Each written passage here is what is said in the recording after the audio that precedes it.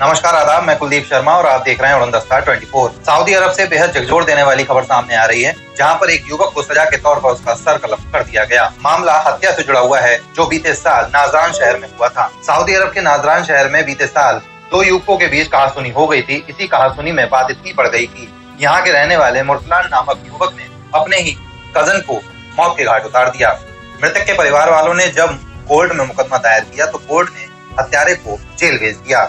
युवक को जेल भेजे जाने के बाद कोर्ट में सुनवाई होती रही और कोर्ट ने सुनवाई के बाद बीते कुछ दिनों पहले ही एक आदेश दिया, जिसमें युवक का सर कलम करने का आदेश कोर्ट के द्वारा दिया गया था।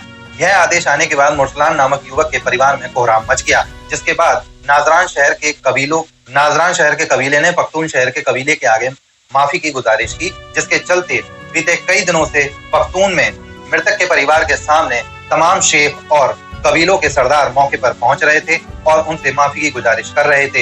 इस दौरान उन्होंने माफी मांगने का कुछ ऐसा तरीका इख्तियार किया जिसको लेकर के केवल अरब ही नहीं पूरी दुनिया में इसकी चर्चा हो रही है। शेखों की शान और इज्जत माने जाने वाले शमीन और कमीज को उन्होंने उतार कर जमीन पर फेंक दिया, साथ ही अपनी तलवारों को जमीन में गाड़ दिया और साफे से अपने आप को बांधकर जानवरों की तरह व्यवहार करने लगे। यह दृश्य देखकर हर कोई सोचने को मजबूर हो गया कि इतनी माफी मांगने पर तो पैदा करने वाला अल्लाह भी माफी दे देता है। लेकिन पख्तून ने ना तो माफी दी और ना ही शेखों की तरफ से दी जाने वाली दौलत को स्वीकार किया, जिसके बाद कोर्ट द्वारा दिए गए आदेश की तामील करते हुए युवक का सर कलम करने की तैयारियां शुरू कर दी गईं।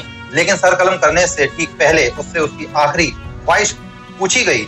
उसने अपनी माँ से मिलने की इच्छा जाहिर की, जिसके बाद जो दृश्य सामने आया उसके बाद मानो हर किसी की आंखों में आंसू आ गए।